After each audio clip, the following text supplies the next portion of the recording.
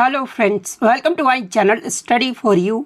सो guys, जैसा कि आज जो आपका एसएससी सीएचएसएल का 11 जुलाई के फर्स्ट शिफ्ट का एग्ज़ाम हो गया दोस्तों, जिसका जो है मैं आपको बिल्कुल 100% एक्यूरेट आंसर के साथ जो है इस वीडियो में बताऊंगा। तो देख लेते हैं कि किस प्रकार के जो है आज आपके 11 जुलाई के फर्स्ट शिफ्ट के एग्ज़ाम में जो है प्रश्न पूछे गए हैं।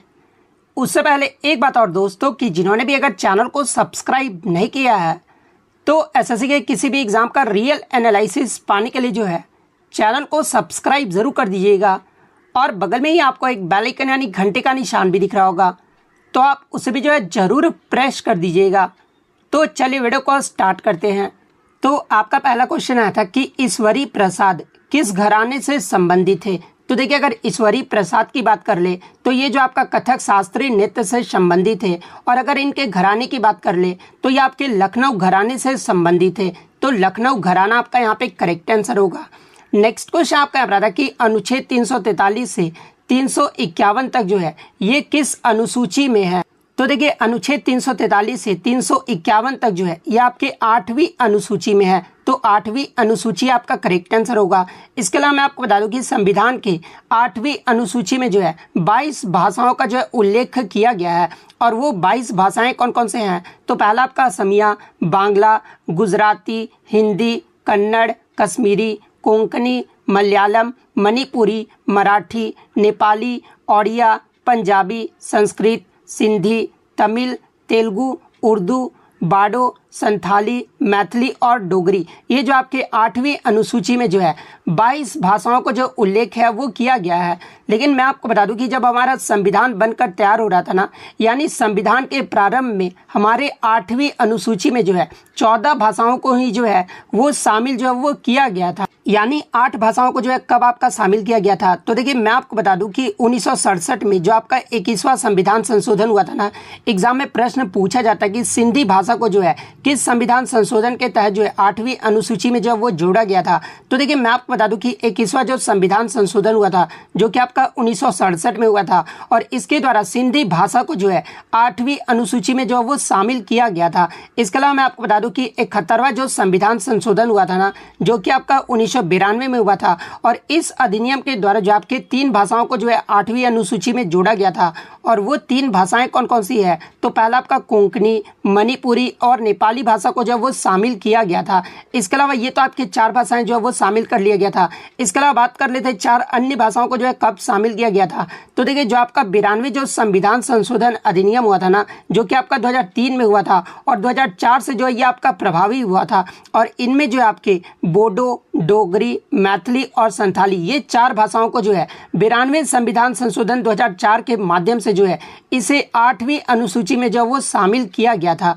तो ये फैक्ट भी आपको ध्यान में रखना है। इसके अलावा एग्जाम में अगर पूछा जाए कि अनुच्छेद 343 से 351 ये जो है किस भाग से संबंधित है, तो ये आपके भारतीय संविधान के भाग 17 से संबंधित है, और इसमें जो है किसका प्रावधान जो वो किया गया है। तो देखिए, अनुच्छेद 343 से 351 तक जो है राजभाषा संबंधी प्रावधान जो वो किए गए हैं, और संविधान के अनुच्छेद 343 के खंड 1 के अकॉर्डिंग जो है हिंदी को संघ की राजभाषा के रूप में जो है मान्यता प्रदान किया गया है। यहाँ से एग्जाम में प्रश्न पूछा जाता है कि हिंदी को संघ की राजभाषा के रूप में जो मान्यता प्रदान किया गया है ये किस अनुच्छेद के तहत किया गया है। तो ये आपके अनुच्छेद 343 के खंड 1 के तहत जो वो किया गया है, जिसकी लिपि जो है वो क्या होगा। तो देखिए, इसकी जो लिपि होगा ना वो देवनागरी होगा। तो ये फैक्ट भी आपको ध्यान में रखना है।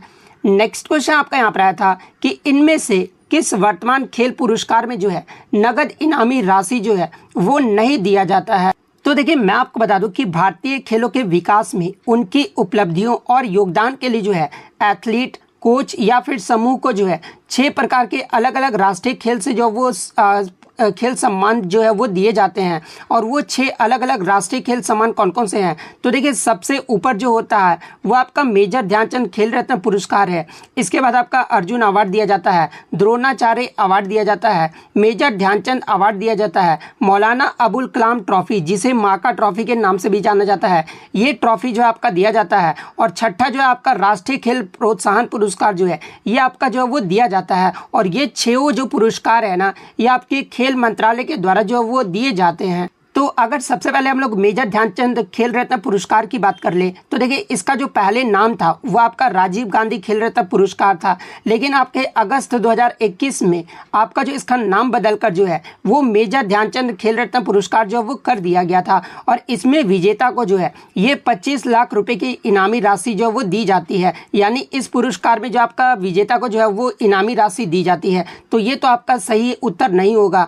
अर्जुन पुरस्कार की बात कर ले तो देखिए अर्जुन पुरस्कार जो है ये 4 सालों तक लगातार अच्छे प्रदर्शन के लिए जो है खेल मंत्रालय के द्वारा जो है ये आपका अवार्ड दिया जाता है। और ये जो है सभी खेल श्रेणी में जो है ये पुरस्कार जो वो दिया जाता है। और इसमें विजेता को जो है 15 लाख रुपए की इनामी राशि जो वो दी जाती है, यानी अर्जुन अवार्ड में भी जो है आपकी इनामी राशि जो वो दिए जाते हैं। इसके अलावा अगर द्रोणाचार्य पुरस्कार की बात कर लें तो ये जो आपके प्रतिष्ठित पुरस्कार खिलाड़ियों को नहीं दिया जाता, बल्कि खिलाड़ी के कोच को जो है ये पुरस्कार जो वो दिए जाते हैं। और इस पुरस्कार में विजेता को जो यानी कोच को जो है 15 लाख रुपए की इनामी राशि जो वो दी जाती है, यानी इस पुरस्कार में भी जो आपका इनामी राशि जो वो दिया जाता है। नेक्स्ट अगर बात कर ले मेजर ध्यानचंद पुरस्कार के बारे में तो देखिए ये जो आपके अच्छे प्रदर्शन और खेलों को बढ़ावा देने में योगदान के लिए जो है ये आपका मेजर ध्यानचंद पुरस्कार जो वो प्रदान किया जाता है। तो इसमें भी आपका इनामी राशि जो वो दिया जाता है। मौलाना अबुल कलाम आजाद ट्रॉफी की बात कर ले जिसे माका ट्रॉफी के नाम से भी जाना जाता है, और ये आपके अंतर विश्वविद्यालय टूर्नामेंट में शीर्ष प्रदर्शन के लिए जो है विश्वविद्यालय को ये ट्रॉफी जो वो दिया जाता है। और इसमें विजेता को जो है 15 लाख रुपए की इनामी राशि जो वो दी जाती है, यानी इसमें भी जो आपका इनामी राशि जो वो दिया जाता है। इसके अलावा जो चौथा ऑप्शन दिया गया था वो आपका राष्ट्रीय खेल प्रोत्साहन पुरस्कार दिया गया था। और ये जो पुरस्कार है ना ये पिछले 3 वर्षों में खेल प्रोत्साहन और विकास के क्षेत्र में भूमिका निभाने के लिए जो है यह अवार्ड जो वो प्रदान किया जाता है। और इसमें विजेता को जो है कोई भी प्राइज मनी जो वो नहीं दी जाती है। तो इस क्वेश्चन के अकॉर्डिंग जो आपका सही उत्तर होगा ना वो राष्ट्रीय खेल प्रोत्साहन पुरस्कार होगा। तो राष्ट्रीय खेल प्रोत्साहन पुरस्कार आपका करेक्ट आंसर होगा। नेक्स्ट क्वेश्चन आपका बता था कि दिल्ली चोटी किस नदियों के बीच जो है एक जल के विभाजन के रूप में जो है ये कार्य करता है। तो देखिए दिल्ली चोटी जिसे जो है अरावली चोटी के नाम से भी जो वो जाना जाता है, और ये जो आपका सिंधु और गंगा जल निकासी प्रणालियों के बीच जो है जल के विभाजन के रूप में जो ये कार्य करता है। तो सिंधु और गंगा आपका यहाँ पे करेक्ट आंसर होगा। नेक्स्ट क्वेश्चन आपका बता था कि आपका भूपेन हजारिका पुल जिसे जो ढोला सदिया पुल भी कहा जाता है ये जो आपका किस वर्ष बना था। तो देखिए अगर भूपेन हजारिका पुल की बात कर ले तो ये जो आपका भारत का दूसरा सबसे लंबा पुल है, यानी अगर भारत के सबसे लंबे पुल की बात कर ले तो ये जो आपका अटल सेतु ब्रिज है जो कि आपका मुंबई में स्थित है। और ये जो आपका भारत का जो दूसरा सबसे लंबा पुल है ना ये आपका भूपेन हजारिका पुल है। और ये जो आपका भूपेन हजारिका पुल है ना ये आपके असम और अरुणाचल प्रदेश के पूर्वोत्तर राज्य को जो वो जोड़ता है। और ये जो है पुल किस नदी पर बना है तो ये आपके ब्रह्मपुत्र की एक प्रमुख सहायक नदी लोहित नदी पर जो ये आपका भूपेन हजारिका पुल जो वो बना है। तो ये पॉइंट भी आप ध्यान में रखिए। और देखिए भूपेन हजारिका पुल के निर्माण की जो शुरुआत है ना ये आपके नवंबर 2011 में नौ युग इंजीनियरिंग कंपनी के साथ जो है सार्वजनिक निजी भागीदारी के रूप में जो है इसका निर्माण जो वो शुरू हुआ था। लेकिन अगर इसके उद्घाटन की बात कर ले तो देखिए इस पुल का जो उद्घाटन है ना ये 26 मई 2017 को जो है भारतीय प्रधानमंत्री नरेंद्र मोदी और सड़क परिवहन और राजमार्ग मंत्री नितिन गडकरी के द्वारा जो है इसका उद्घाटन जो वो किया गया था। तो अगर 26 मई 2017 ऑप्शन में दिया गया था तो 26 मई 2017 आपका करेक्ट आंसर होगा। अगर सिर्फ आपका निर्माण कब शुरू हुआ था ये पूछा गया था तो नवंबर 2011 आपका यहाँ पे करेक्ट आंसर होगा। नेक्स्ट क्वेश्चन आपका बता था कि गुरु तेग बहादुर की जो हत्या है ना ये किसके आदेश पर जो वो कर दिया गया था। तो देखिए गुरु तेग बहादुर की बात कर ले तो ये जो आपके सिख धर्म के जो है ये आपके 9वें गुरु थे, और इनकी जो हत्या है ना ये औरंगजेब के आदेश पर जो वो कर दिया गया था। तो औरंगजेब आपका करेक्ट आंसर होगा। और बात कर ले इनकी हत्या क्यों किया गया था तो देखिए इन्होंने जो है मुगलों द्वारा कश्मीर हिंदुओं के जबरन धर्म परिवर्तन का जो है विरोध किया था, और इसी विरोध के कारण जो है औरंगजेब ने आदेश दिया था। और 24 नवंबर 1675 ईस्वी को जो है नई दिल्ली में इनका जो वो शहीद जो है वो हो गया था। तो अगर पूछा जाए कि गुरु तेग बहादुर ये जो है कब शहीद हुए थे तो ये आपके 24 नवंबर 1675 को जो है नई दिल्ली में जो है ये शहीद हुए थे। तो ये पॉइंट भी आप ध्यान में रखिएगा। नेक्स्ट क्वेश्चन आपका बता था कि शनि ग्रह से संबंधित कौन सा कथन जो है आपका सही नहीं दिया गया है। तो तो देखिए अगर शनि ग्रह की बात कर ले तो देखिए शनि ग्रह जो है ये आकार के अनुसार ये जो है दूसरा सबसे बड़ा ग्रह है। अगर सबसे बड़ा ग्रह की बात कर ले तो बृहस्पति जो आपका सबसे बड़ा ग्रह है, लेकिन आकार के अकॉर्डिंग जो आपका दूसरा सबसे बड़ा ग्रह है ना, ये आपका शनि ग्रह है। इसके अलावा शनि को अक्सर लघु और सौरमंडल के मॉडल के रूप में जो वो संदर्भित किया जाता है। और शनि जो है ये सूर्य से जो वो छठा ग्रह है, यानी आपका जो सबसे दूरी पर जो ये आपका सूर्य से जो है ये आपका छठा नंबर पे आता है शनि। इसके अलावा बृहस्पति, शनि, यूरेनस और नेपच्यून जो है ये आपके बाहरी ग्रहों के रूप में जो वो जाने जाते हैं। और बृहस्पति और शनि जो है ये मुख्य रूप से जो है हाइड्रोजन और हीलियम से जो वो बने होते हैं। तो इनमें से आपका 3 स्टेटमेंट तो था वो आपका सही दिया गया है, लेकिन इसके अलावा जो आपका चौथा स्टेटमेंट होगा ना वो आपका करेक्ट आंसर होगा। इसके अलावा बात कर ले आपके जो है आंतरिक ग्रह किसे कहा जाता है, तो देखिए आंतरिक ग्रह वे ग्रह होते हैं जो सूर्य के सबसे निकट होते हैं। और सूर्य के सबसे निकट ग्रह कौन कौन से हैं, तो देखिए बुध, शुक्र, पृथ्वी और मंगल, ये सभी जो आपके आंतरिक ग्रह हैं। और आंतरिक ग्रह जो है ये आपके ज़्यादातर जो ये आपके चट्टानों से बने होते हैं। तो ये पॉइंट भी आपको ध्यान में रखना है। नेक्स्ट क्वेश्चन आपका यहाँ पर आया था कि हाल ही में शिवसेना के प्रमुख या फिर अध्यक्ष जो है ये कौन बने हैं। तो देखिए अगर शिवसेना की बात कर ले तो देखिए शिवसेना का जो शाब्दिक अर्थ होता है ना, ये शिवाजी की सेना होता है। और ये भारत में एक दक्षिणपंथी मराठी क्षेत्रवादी और हिंदू अंतर्राष्ट्रवादी राजनीतिक पार्टी है। और इस पार्टी की जो स्थापना है ना, यानी शिवसेना की जो स्थापना है ना, ये 1966 में बाल ठाकरे के द्वारा जो इसकी स्थापना जो वो किया गया था। और वर्तमान में इसके जो अध्यक्ष हैं शिवसेना के वो आपके एकनाथ शिंदे हैं। तो एकनाथ शिंदे आपका यहाँ पे करेक्ट आंसर होगा। इसके अलावा बात कर ले शिवसेना का चुनाव चिन्ह एग्जाम में पूछा जाता है। तो देखिए शिवसेना का जो चुनाव चिन्ह है ना, ये आपके धनुष और बाण है। तो ये फैक्ट भी आपको ध्यान में रखना है। नेक्स्ट क्वेश्चन आपका यहाँ पर आता है कि भारत ने हॉकी में अपना अंतिम पदक जो है ये किस ओलंपिक में जो वो जीता था। तो देखिए मैं आपको बता दूं कि भारतीय पुरुष हॉकी टीम के द्वारा अब तक ओलंपिक में जो है टोटल 12 मेडल जो वो जीते गए हैं, जिसमें 8 गोल्ड मेडल, 1 सिल्वर मेडल और 3 आपका जो वो ब्रॉन्ज मेडल शामिल है। जिसमें भारत की तरफ से जो अपना ओलंपिक लास्ट जो ओलंपिक पदक है ना, ये टोक्यो ओलंपिक 2020 में जो वो जीता गया था। और टोक्यो ओलंपिक 2020 में भारत पुरुष हॉकी टीम ने जो है जर्मनी को 5-4 से हराकर जो है ये ब्रॉन्ज मेडल जो वो जीता था। तो टोक्यो ओलंपिक 2020 आपका यहाँ पे करेक्ट आंसर होगा। इसके अलावा अगर एग्जाम में ये प्रश्न पूछा जाए कि भारत ने अपना अंतिम हॉकी में ओलंपिक में स्वर्ण पदक जो है ये किस वर्ष जीता था। तो देखिए भारत पुरुष हॉकी टीम के द्वारा ओलंपिक में जो अपना अंतिम जो स्वर्ण पदक है ना, ये आपका वर्ष 1980 के मॉस्को ओलंपिक में जो वो जीता गया था। और उस समय भारतीय पुरुष हॉकी टीम के कप्तान कौन थे, तो देखिए मॉस्को ओलंपिक में भारतीय हॉकी टीम के जो कप्तान थे ना, ये आपके वासुदेवन भास्करन थे। तो ये पॉइंट भी आपको ध्यान में रखना है। और भारतीय पुरुष हॉकी टीम के द्वारा पहला स्वर्ण पदक किस वर्ष में जीता गया था, तो देखिए भारतीय पुरुष टीम के द्वारा पहला जो स्वर्ण पदक है ना, ये आपके 1928 के एम्स्टर्डम ओलंपिक में जो वो जीता गया था। और किस टीम के खिलाफ जो वो जीता था, तो फाइनल में नीदरलैंड्स को हराकर जो है भारत 1928 के एम्स्टर्डम ओलंपिक में पहला स्वर्ण पदक जो वो जीता था। तो ये पॉइंट भी आपको ध्यान में रखना है। और अगर आप मेरा एक्स्ट्रा फैक्ट देखते हैं तो आप कमेंट करके जरूर जवाब दीजिएगा कि 1928 में जो भारत की तरफ से पहला स्वर्ण पदक एम्स्टर्डम ओलंपिक में जीता गया था, उस समय भारतीय पुरुष हॉकी टीम के जो है कप्तान कौन थे, ये जो आप कमेंट करके जो है वो जरूर जवाब दीजिएगा। नेक्स्ट क्वेश्चन आपका यहाँ पर आया था कि कबड्डी खेल में चेतावनी देने के लिए जो है कौन सा कार्ड जो है वो नहीं दिया जाता है। तो देखिए मैं आपको बता दूं कि कबड्डी खेल में जो है आपके 3 कार्ड जो है वो दिए जाते हैं। और वो 3 कार्ड कौन कौन से हैं, तो पहला आपका ग्रीन कार्ड दिया जाता है, सेकंड आपका येलो कार्ड और थर्ड आपका जो है वो रेड कार्ड जो है वो दिया जाता है। जिसमें अगर सबसे पहले ग्रीन कार्ड की बात कर ले तो देखिए उल्लंघन करने वाले को प्रारंभिक चेतावनी के रूप में जो है ये आपका कबड्डी में ग्रीन कार्ड जो है वो दिया जाता है।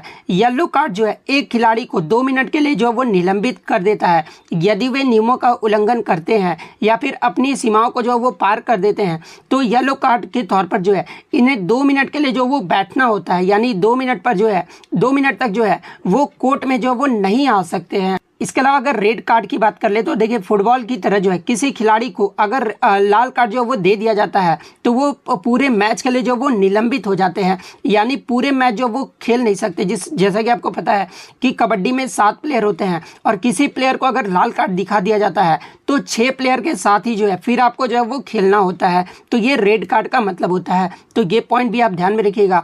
और चौथा जो ऑप्शन दिया गया था वो आपका ब्लैक कार्ड जो वो दिया गया था। तो देखिए कबड्डी में जो है खेल में चेतावनी देने के लिए जो है ब्लैक कार्ड का उपयोग जो है वो नहीं किया जाता है, तो ब्लैक कार्ड आपका यहाँ पे करेक्ट आंसर होगा। नेक्स्ट क्वेश्चन आपका यहाँ पर आता है कि निम्नलिखित में से दिए गए राज्य तथा उनके भाषा के साथ जो वो मिलान करना था, जहाँ पे आंध्र प्रदेश में आपका जो सही मिलान होगा वो आपका तेलुगु भाषा होगा। केरल राज्य में जो सही आपका मिलान होगा भाषा का वो आपका मलयालम भाषा होगा, क्योंकि आंध्र प्रदेश का जो ऑफिशियल लैंग्वेज है ये आपका तेलुगु भाषा है। केरल का जो ऑफिशियल लैंग्वेज है ये आपका मलयालम भाषा है। कर्नाटक का जो ऑफिशियल लैंग्वेज है ये आपका कन्नड़ भाषा है। गोवा का जो ऑफिशियल लैंग्वेज है ये आपका कोंकणी भाषा है। तो इस प्रकार से जिन्होंने भी मैच किया होगा उनका यहाँ पे करेक्ट आंसर होगा। नेक्स्ट क्वेश्चन आपका यहाँ पर आता है कि स्वामी विवेकानंद शिकागो में जो है ये कब भाषण दिए थे। तो देखिए स्वामी विवेकानंद के द्वारा शिकागो में जो भाषण है ना ये 1893 में जो है वो दिया गया था। तो 1893 आपका यहाँ पे करेक्ट आंसर होगा। इसके अलावा मैं आपको बता दूं कि स्वामी विवेकानंद जी के द्वारा ही जो है 1897 में रामकृष्ण मिशन की स्थापना भी जो वो किया गया था। और इनका जो एग्जाम में वास्तविक नाम पूछा जाता है तो देखिए विवेकानंद का जो वास्तविक नाम यानी बचपन का जो नाम था ना ये नरेंद्र नाथ दत्त था और इनके गुरु का नाम भी प्रीवियस शिफ्ट में आपसे पूछा गया है। तो देखिए स्वामी विवेकानंद के जो गुरु का नाम था ना ये रामकृष्ण परमहंस था। तो ये फैक्ट भी आपको ध्यान में रखना है। नेक्स्ट क्वेश्चन आपका यहाँ पर आता है कि इनमें से कौन सा जो रोशनी का त्यौहार जो वो कहा जाता है। तो देखिए दीपावली या फिर दिवाली का त्यौहार को जो है ये रोशनी का त्यौहार जो वो कहा जाता है। तो दिवाली आपका करेक्ट आंसर होगा। इसके अलावा आप कमेंट करके जवाब दीजिएगा कि जो ये आपका दीपावली का जो त्यौहार है ना ये आपका हिंदू कैलेंडर के अनुसार किस महीने में जो है दीपावली का त्यौहार जो वो मनाया जाता है। ये जो आप कमेंट करके जरूर जवाब दीजिएगा।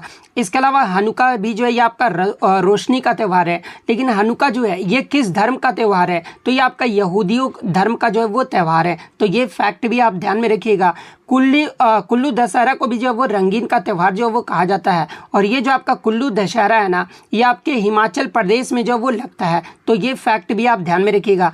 इसके अलावा देव दिवाली की बात एग्जाम में पूछा जाता है। तो देखिए देव दिवाली का जो त्यौहार है ना ये आपका उत्तर प्रदेश के बनारस में जो ये मनाया जाता है। और देव दिवाली का जो त्यौहार है ना ये दीपावली के 15 दिन के बाद जो है इस त्यौहार को जो वो मनाया जाता है। और लठमार होली का अगर बात कर ले तो देखिए लठमार होली जो है ये आपका वृंदावन में जो वो मनाई जाती है। तो ये फैक्ट भी आपको ध्यान में रखना है। नेक्स्ट क्वेश्चन आपका यहाँ पर आता है कि 42वां जो संविधान संशोधन है ना ये किस वर्ष में हुआ था। तो देखिए 42वें संविधान संशोधन की बात कर ले तो ये आपका वर्ष 1976 में हुआ था। तो 1976 आपका यहाँ पे करेक्ट आंसर होगा। और देखिए मैं आपको बता दूं कि ऐसा आपका कोई भी शिफ्ट नहीं था जिसमें मौलिक कर्तव्य से जो है आपके प्रश्न जो वो नहीं पूछे गए हैं। आपके हर शिफ्ट में जो है मौलिक कर्तव्य से जो वो प्रश्न पूछे गए हैं। और 42वें संविधान संशोधन की अगर मैं बात कर लूँ तो ये आपका 1976 में हुआ था। और इसी संविधान संशोधन के द्वारा जो है हमारे संविधान में 10 मौलिक कर्तव्य को जो वो जोड़ा गया था।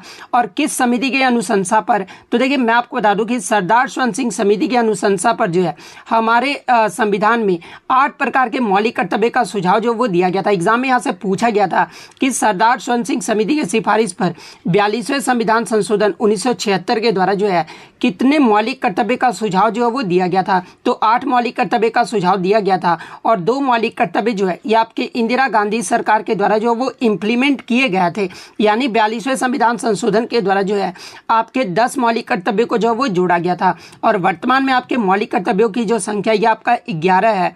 और 11वां मौलिक कर्तव्य को जो है ये आपका 86वें संविधान संशोधन जो कि आपका 2002 में हुआ था। और इसके माध्यम से जो हमारे संविधान में जो वो जोड़ा गया था। और मौलिक कर्तव्य जो है ये किस भाग और किस अनुच्छेद में है। तो भाग 4A और अनुच्छेद 51A में जो है मौलिक कर्तव्य का जो वर्णन जो है वो किया गया है। और मौलिक कर्तव्य का प्रावधान जो है ये आपके रूस देश के संविधान से जो वो लिया गया है। और इस मौलिक कर्तव्य के अकॉर्डिंग 11वें मौलिक कर्तव्य के अकॉर्डिंग जो है 6 से 14 वर्ष तक के सभी बच्चों को जो है शिक्षा दिलाना ये जो आपके पेरेंट्स का जो वो कर्तव्य होगा। ये जो आपका 11वें मौलिक कर्तव्य में जो वो कहा गया है। नेक्स्ट आपका यहाँ पर आता कि इनमें से राजस्थान का कौन सा जो है लोकगीत है। तो देखिए राजस्थान के अगर लोकगीत की बात कर ले तो कांगसिया, हिचकी, जकरिया, पपिया, कांगा, ये सभी जो आपके राजस्थान के लोकगीत हैं। इसके अलावा मंद भी जो है आपका राजस्थान का जो वो लोकगीत है। तो इनमें से जो भी ऑप्शन में दिया गया होगा वो आपका करेक्ट आंसर होगा। इसके अलावा पश्चिम बंगाल के लोकगीत की बात कर ले तो देखिए भटियाली गीत जो है ये पश्चिम बंगाल से संबंधित लोकगीत है। पंडवानी जो है ये आपका छत्तीसगढ़ से संबंधित है।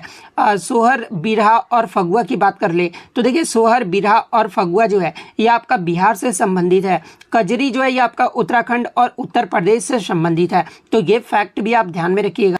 नेक्स्ट आपका यहाँ पर आता है कि हावड़ा ब्रिज की जो स्थापना है ना ये कब हुआ था। तो देखिए हावड़ा ब्रिज की जो बनाने की शुरुआत है ना ये आपका 1936 में हुआ था। लेकिन ये जो आपका हावड़ा ब्रिज जो पुल बनकर जो आपका समाप्त जो है ये कब हुआ था तो ये आपका 1942 में हुआ था। लेकिन अगर एग्जाम में पूछा जाए कि हावड़ा ब्रिज इसका जो उद्घाटन है ये कब हुआ था तो देखिए हावड़ा ब्रिज के उद्घाटन की बात कर ले तो इसका जो उद्घाटन है ये आपका 3 फरवरी 1943 को जो वो किया गया था। तो ये फैक्ट भी आपको ध्यान में रखना है।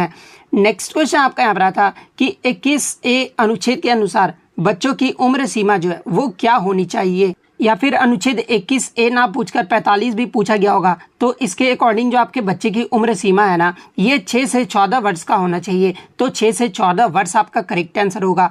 और देखिए संविधान के अनुच्छेद 21A को जो है ये आपके 86वें संविधान संशोधन 2002 के माध्यम से जो है इसे जोड़ा गया था। तो ये तो आपका अनुच्छेद 21A हो गया। अनुच्छेद 21 की बात कर ले तो ये आपका प्राण एवं दैहिक स्वतंत्रता के अधिकार से संबंधित है। और ये जो आपका अनुच्छेद 21 है ना ये किसी भी परिस्थिति में जो है वो आपका निलंबित जो यानी जो है ये नहीं बदलता है। तो ये पॉइंट भी आप ध्यान में रखिएगा।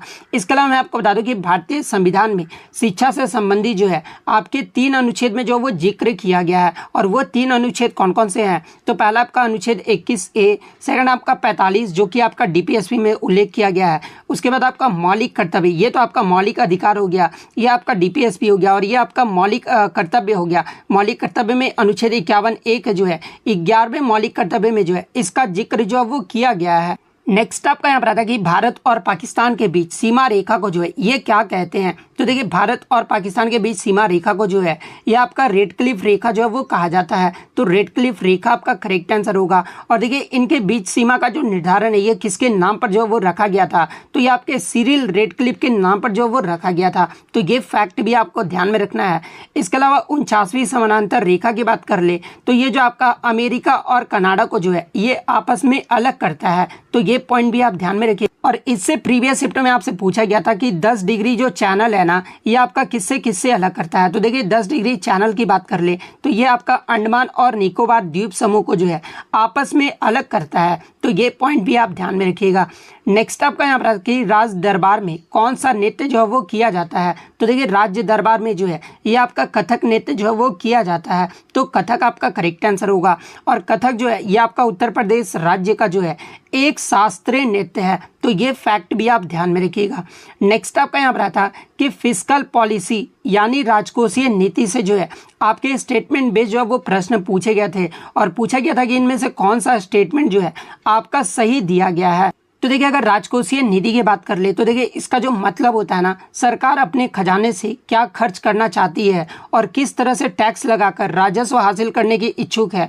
इस निधि के साथ सरकार की ऋण नीति भी जो वो जुड़ी होती है ताकि अगर पर्याप्त राजस्व न प्राप्त होने की दिशा में जो है कर्ज जो वो उगाए जा सके। और राजकोषीय नीति जो है ये आपके 3 प्रकार के होते हैं। और वो 3 प्रकार कौन कौन से हैं तो पहला आपका तटस्थ, सेकंड आपका संकुचनकारी और थर्ड आपका विस्तारवादी। ये जो आपके 3 प्रकार के जो है राजकोषीय नीति होते हैं। इसके अलावा जो आपके ऑप्शन में दिया गया कि राजकोषीय नीति में जो आपके शामिल होते हैं ना ये आपका GST यानी गुड्स एंड सर्विस टैक्स यानी माल और सेवा कर जो ये आपके शामिल होते हैं। आयकर, संपत्ति कर, सीमा शुल्क आदि सरकार इन करों के माध्यम से जो है बड़ी मात्रा में धन जो वो जुटाती है जिससे सरकार का जो कर है ना ये राजस्व जो है वो बनता रहता है। तो राजस्व नीति जो है ये किसके लिए है तो ये आपका GST के लिए है। तो ऑप्शन में आपका GST दिया गया था। तो सॉरी GST नहीं बजट दिया गया था। तो बजट जो है आपका यहाँ पे करेक्ट आंसर होगा क्योंकि जो राजस्व नीति है ना ये आपका बजट से भी जो है वो संबंधित है। तो बजट वाला ऑप्शन जो आपका यहाँ पे करेक्ट आंसर होगा। इसके अलावा एक क्वेश्चन आपका यहाँ एग्जाम में आया था सुप्रीम कोर्ट से संबंधित जो है एक समिति का कथन आया था। अब किस समिति का कथन आया था ये एग्जैक्ट जो है प्रश्न मुझे नहीं मिल पाया है, तो जिस भी बच्चे को ये प्रश्न याद है तो कमेंट करके जो वो जरूर बता दीजिएगा। तो इतने क्वेश्चन जो है आज मुझे बच्चों के द्वारा मिले हैं जो कि 100% रियल और ऑथेंटिक हैं। तो अगर वीडियो अच्छी लगी हो तो वीडियो को जो है लाइक ज़रूर कर दीजिएगा और इसी तरह रियल एनालिसिस पाने के लिए जो है चैनल को सब्सक्राइब ज़रूर कर दीजिएगा। तो मिलते हैं नेक्स्ट वीडियो में, तब तक thank you, all the best.